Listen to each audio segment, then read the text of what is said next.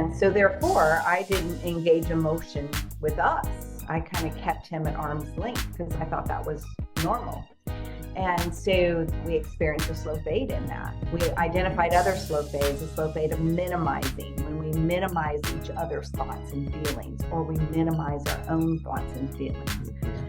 And so I think as we identified, we thought we were just doing that for ourselves, but eventually we started sharing them with friends and family, and they're going, wait a minute. Hello, and welcome to another amazing episode of TMC, where we are here to help you take your relationships from surviving to thriving. If this is your first time joining us, don't forget to subscribe, hit that like button, hit the notification bell so you'll be notified every time an episode is released. And don't forget to share it, because sharing is caring. Today on TMC, we have Mark and Jill Savage with the slow fading in relationships.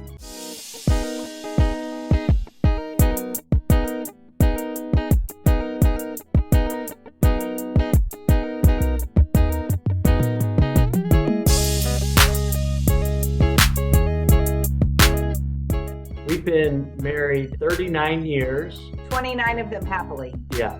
All right. And it wasn't that there were 10 bad years, but there were some hard seasons and a lot of up and down over the years. But we live in a place called Normal, Illinois. Wow. I know. Isn't that a lot of fun? Is it normal? Is it normal there?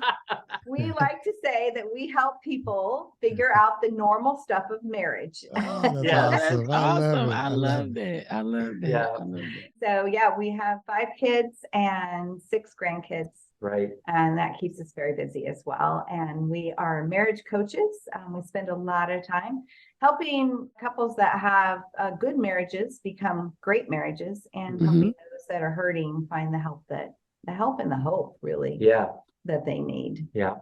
So you guys are married for 39 years. You're almost 40 years. That is awesome. You have children, you have grandchildren.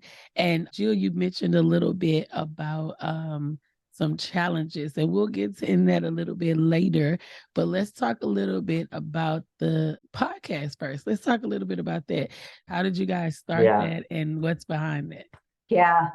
Well, then it's actually the No More Perfect podcast, but we do put a lot of marriage content on there. Right. And I actually began that at the beginning of the COVID journey, because we had over 30 speaking engagements that canceled when COVID hit. Wow. And so suddenly we, our schedule opened up, it cleared out. And so for 24 years, I ran a mom's ministry. It was called Hearts at Home. It closed its doors in 2017, but I really still had a passion for moms. And so my kids had been after me for a while. Mom, you just need to do Hearts at Home for a new generation, and you need to do it in podcast format. And so I went ahead and launched that in 2020, and it has done really well. I'm so pleased with it. And then Mark and I, we try to do at least once a month. I do a lot of guest interviews, but about once a month we hop on there and just talk about the things that we see in marriage, the things we've experienced, talk about things that are really close to our heart. Yeah, it's been quite a fun journey into the whole podcast world. And I love it. When we first began the podcast, we were actually in our grandkids' toy room. And so we had one corner looking cool, and the rest of the room was all full of toys. And we did I think an Instagram story and showed everybody, and that just had a great response. Well, yeah, I remember I did this little picture and I was like, don't believe everything that you see on Instagram. Right. And it was this picture of Mark and I, in front of a computer screen, and then I did this, pull out, back out, and then you see all the toys around us. Yeah. Oh, man. It's hilarious. Oh yeah, that's a nugget right there. Don't believe everything you see. Right. Absolutely. Right. right. Absolutely. I love it. You said something, Jill, in the beginning. You said something about 29 happy years. I want to talk about that 10 years, that 10 years of the ups and downs. I want you to kind of walk through that journey from maybe year 1, year 2, all the way year 5 and all the way to year 10, and some lessons that you learned in between. So I want you to take us on the road. We're in the back seat, and I just want you to take us on that journey and the lessons you learned along the way. Well, it's a wild ride, and part of and some Buckle of my that might seatbelt. scare you. I know. Fasten up, man. So we had known each other probably about 9 months from meeting until marriage. And when we married, we then grew up together. And so all the things that that both of us thought were cool and cute became frustrating. And so we began. How he does that thing until I live with it. Yeah. Like, what was I thinking? So we had to learn to navigate our differences, and that was hard. And it seems like the longer we've been married, the more we've been able to identify those differences. Now we can really appreciate those. Right. And so I think that was probably one of the first things. I think the other thing, I would say year 1 that was like became really evident is we both experienced very different upbringings. Very different upbringings. I was raised in an intact, loving home, loving family. Mark was I was raised in a broken home, multiple dads, and a lot of violence and anxiety, a lot of chaos. Yeah. And so we had no idea before we said I do the impact that his traumatic childhood would have on our marriage, and even just our different upbringings would have on our marriage. Yeah. And that the home that I grew up in, our differences in the homes that we grew up in really stayed with us until the last 10 or 12 years, where we really began to identify their influence, their impact, and made decisions about how we were going to change the trajectory of our marriage. Right. Because even though I grew up in a loving home and a loving family, I still brought places of dysfunction into our relationship, and I had to look at that. He had to look at his, and that made such a difference.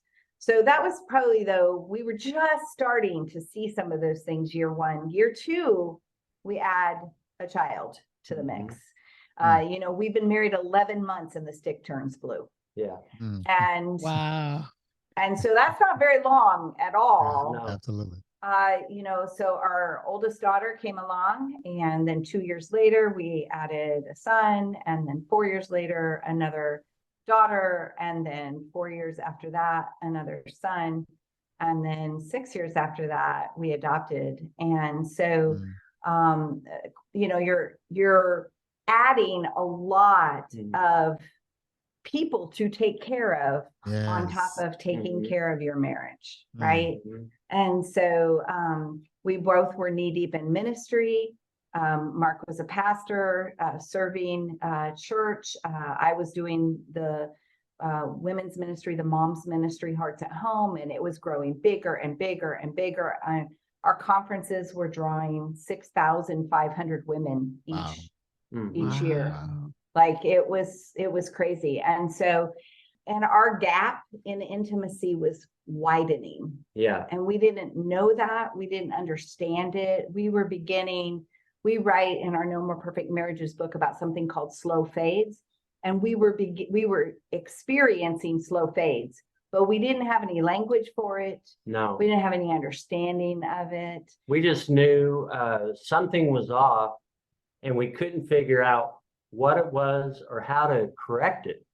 And that was frustrating. I think part of it was you accept that, okay, this is happening.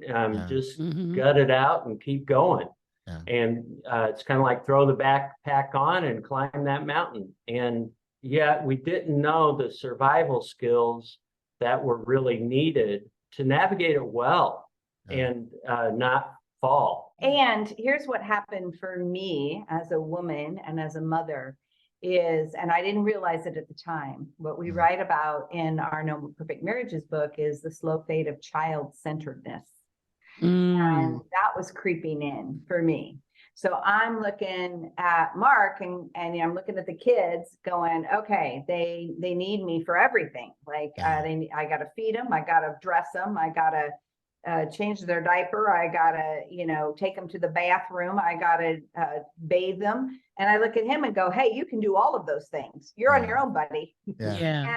And that's not healthy. No. That's not healthy.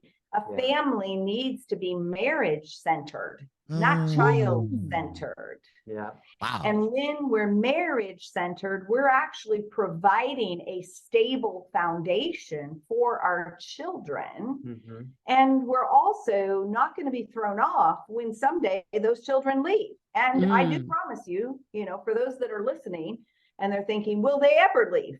Yes, they will leave at some point. And, here we are in the midst of our empty nest season. And I mean, we see men who are more child-centered and women. Mm-hmm. I would say more often it's women that are very child-centered and they kind of lose the balance of that.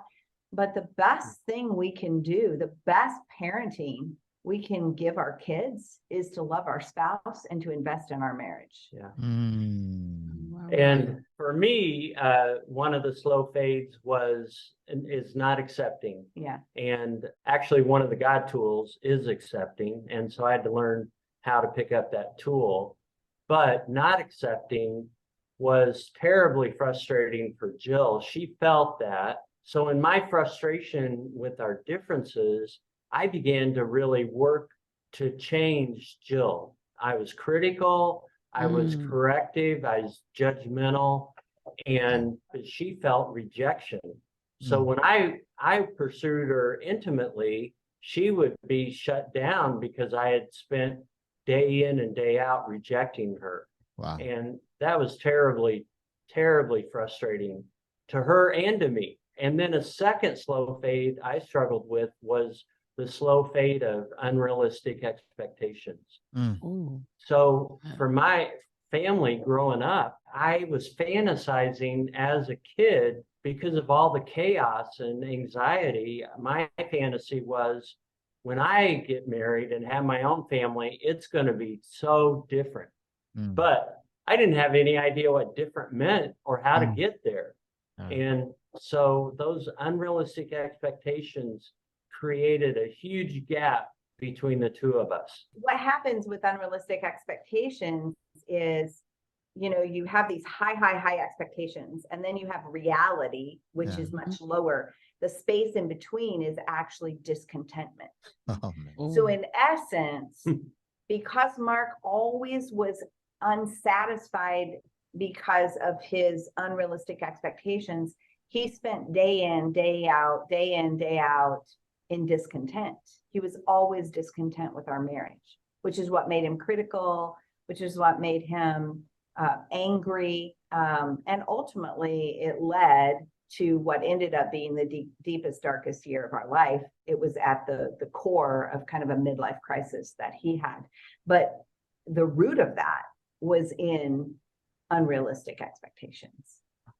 Wow. Just thinking about listening to you guys, and Cedric said we're in the backseat. I'm definitely riding and taking note because I think that there's you giving so many nuggets, and I'm enjoying the fact that you're sharing what you experienced and you're giving it a name and you're able to pinpoint it now. But Jill and Mark, you've also explained that we couldn't explain it then and what it looked like. You said discontentment, because as you were talking, Mark, and I was thinking, like unrealistic expectation. Most people, they hear that, they like, what do you mean? My expectations are unrealistic. This is what I expect. Yeah. But Mhm. understanding how that shows up, then you realize that this is unrealistic. It's not possible for this to be happening at this moment and at this time, or it's possible to happen, but because of all the other things, it can't happen like that right now. So I love the way that you all definitely shared what was going on, and you just took us on a ride for sure, because you gave it a title, you gave it a name, something to stick on, but then you painted the picture for what it looked like: discontentment, judgment, being critical, and because you just weren't happy because your expectations weren't being met, and what you wanted wasn't happening, and that it was producing this discontentment that was showing up as judgment and showing up as being critical. And so for the TMC listener, that, if your spouse is saying you're always criticizing, maybe think about that a little bit, because it's important for us when our spouses are telling us something, not for us to, get on the defense, because we do that as humans, but to think about what they're saying and actually listen to it. And I love that you guys shared that. And I think about the times in the past that I've had unrealistic expectations, and connecting it like, yeah, that's definitely what would happen. Then you're not gonna be happy. You're gonna be discontent. You're unhappy because you're expecting something, and what you said, Jill, reality is here, and your expectations are up here. Yeah. Oh Yeah. yeah. If it's like I wanted her to be perfect, but I was jacked up. Yeah. Right. Right. That's Oh, a man. great way to I put it. know. Oh I my know. gosh. Yeah. And a lot of times people will ask, so how do I know if my expectations are unrealistic? And what I usually will say is, in whom or in what circumstances are you constantly disappointed? Yeah. And Oh, that's if you can identify those places, then I promise you there are unrealistic expectations somewhere. And another way to evaluate that is you'll find yourself stating, it should be this way, or it ought to be this way, Wow. or he or she should, or he or she ought. And should and ought are bad things. Those are like red flags Yeah. for expectations. Yeah. Ooh-wee. That's good. That's some information. That's good. Man, that's some Wow. practicality Yeah. right there. Yeah. Yeah. Listen to the language. Yeah. Oh my goodness. My Yeah. goodness. We initially identified those slow fades. We were coming out of this dark season of our marriage, and we were going to counseling, and an old song, it was an old Casting Crowns song, came on the radio. And the song is "It's a Slow Fade." And some of the words are, "No marriage crumbles in a day. It's a slow fade." So our marriage had been through this crumbling period.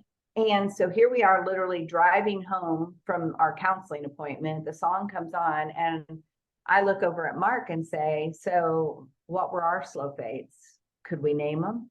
And he's like, and that's when we started talking, and he identified the slow fade of unrealistic expectations. And one of my slow fades was the slow fade of avoiding emotion, because that was kind of the baggage I brought from my home of origin. And that was we were kind of the buck up family. Like you didn't engage your emotions. You just got strong and pushed through. And so therefore I didn't engage emotion with us. I kind of kept him at arm's length because I thought that was normal. And so we experienced a slow fade in that. We identified other slow fades, a slow fade of minimizing, when we minimize each other's thoughts and feelings, or we minimize our own thoughts and feelings. And so I think as we identified, we thought we were just doing that for ourselves, but eventually we started sharing them with friends and family, and they're going, "Wait a minute, I think that is us." And yeah. And so we began to really sense that, okay, this is important for people to be able to recognize that this is what they're struggling with, and what is the label? What is it? And what do I do about it? Yeah.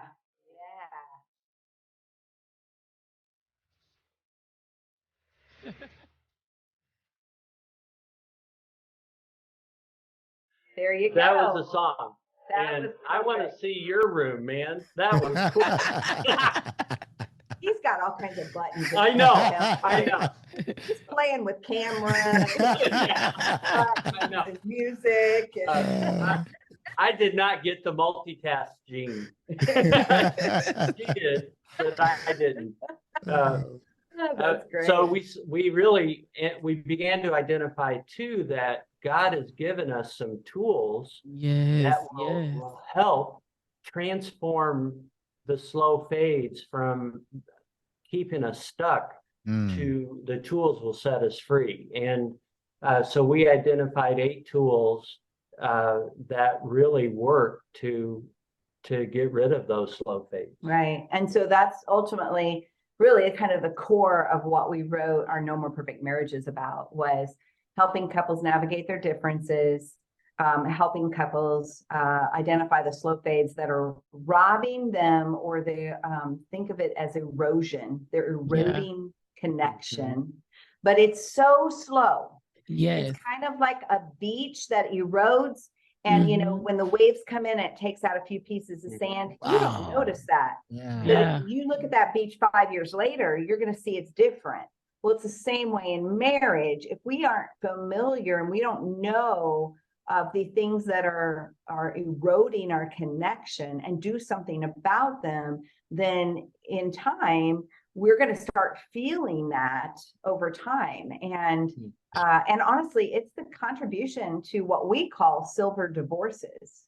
Right. And a silver divorce is a couple that's getting divorced 25, 30 years after they've been married. And people go, why would you get divorced at that point? You've been together 25 or 30 years. But what's happened is their connection has eroded, and they don't have hope that it can be reconnected. And that's part of the reason we share our story, is because, you know, when we hit our really dark year 12 years ago, you know, Mark said, I don't love you anymore. I mean, it was that dark. And we were separated, and I was convinced that, I was really frustrated, or more than frustrated, at God, at the church. I had retired from pastoring, but I had retired out of deep frustration. And like in the Bible, where Peter went fishing when he disappointed Christ, I went back to carpentry, because a 2x4 won't argue with me. It's a 2x4, you know. And but I found myself in a crisis of belief, a crisis of self, and I was in a midlife crisis, affair included. I had moved out of the house and pursued this other relationship, believing that that was going to be the answer, till I realized it wasn't, because I went with me, and me was a mess. And so I had to I was all jacked up, using your words. And that really began a terrible journey, but an incredible transformation when I got right with the Lord. So we kind of unpacked child-centeredness earlier, but when we're raising children, life is really busy, right? Even if we don't have children in the mix, life can be really busy. We can be chasing career, we can be volunteering, we can do lots of activities that we love to do. And before you know it, that busyness has left no margin for relationship. And so we have to, that slow fade of busyness will begin to really erode connection, because we're just meeting each other, coming and going. We're just missing each other. I think another slow fade that has really been important, and we've seen, is the slow fade of not having fun together. That when we're dating, we have fun together. We hang out, we go places, it's enjoyable, and then we get married and have kids, or we just get busy with life and get busy at work, and we just stop having fun. On our No More Perfect Date Night site, we provide, I think we're up to like 50 or 60 dates in which we help couples develop intimacy while having fun together. We're as different as night and day in what we both enjoy in having fun. In fact, That will be Jill, yeah, Jill would say I'm a collector of hobbies. I think she's wrong, but I probably am. And so we really learned how to have fun together, and it's become unique for both of us that we both are trying to find out how to cooperate and find an enjoyment that we both have together.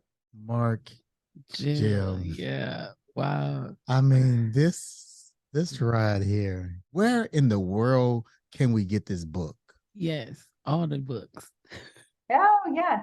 Oh, yeah, yes. yeah. Well, No More Perfect Marriages is our the marriage book we've been referring to, and then we also have 2 other books. One is called "I Really Messed Up: Your Next Steps to Heal Your Marriage After an Affair." That would be my book. And then an accompanying book called "My Heart Is Broken: What to Do When Your Spouse is Unfaithful."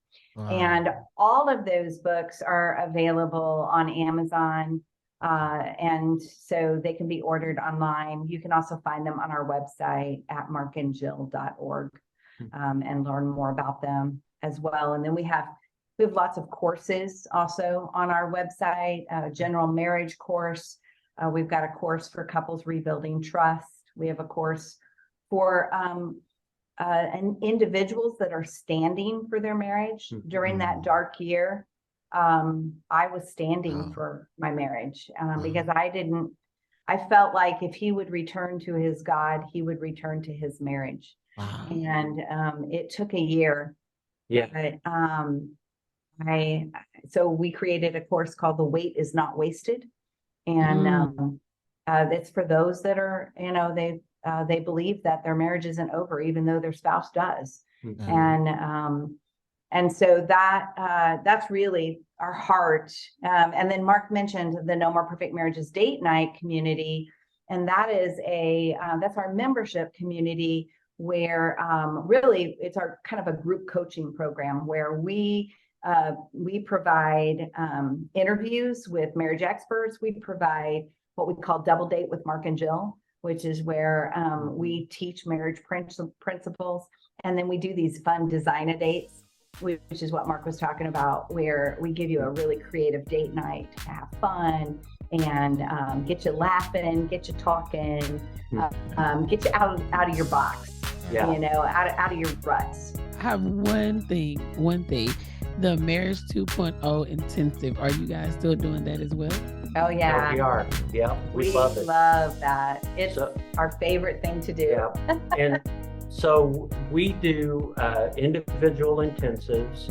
Another couple, just one couple, will come to our home typically on a Friday night, and they'll stay with us through Sunday afternoon. And we provide a beautiful room with their own bathroom, and we provide about 20 hours of coaching in a weekend. All the meals, and it is we're doing church for 3 days.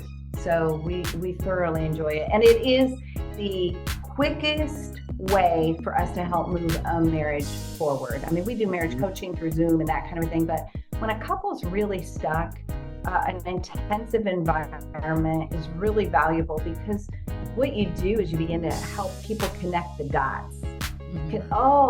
Because of this experience in their childhood, they struggle with this today. And because we're experiencing this slow fade, this is how you stop it. And so we do a lot of connecting the dots that you can't do it quite as easily when you meet once a week for 90 minutes. Right. When we're in this intensive environment, it just makes such a difference. And we see couples move forward. I mean, it's like, I know there's so much more, and I could continue asking you questions for probably hours, just because I believe that you have so much wisdom, so much experience, so much that God allowed you to experience these things for such a time as this, as you guys are helping other couples go from surviving, slow fading to thriving, and that is just awesome. Amazing. So we are excited, and we will definitely have you all back on again. Yes. Well, thank you. Thanks for having us. Yeah, this has been fun. Thank you all.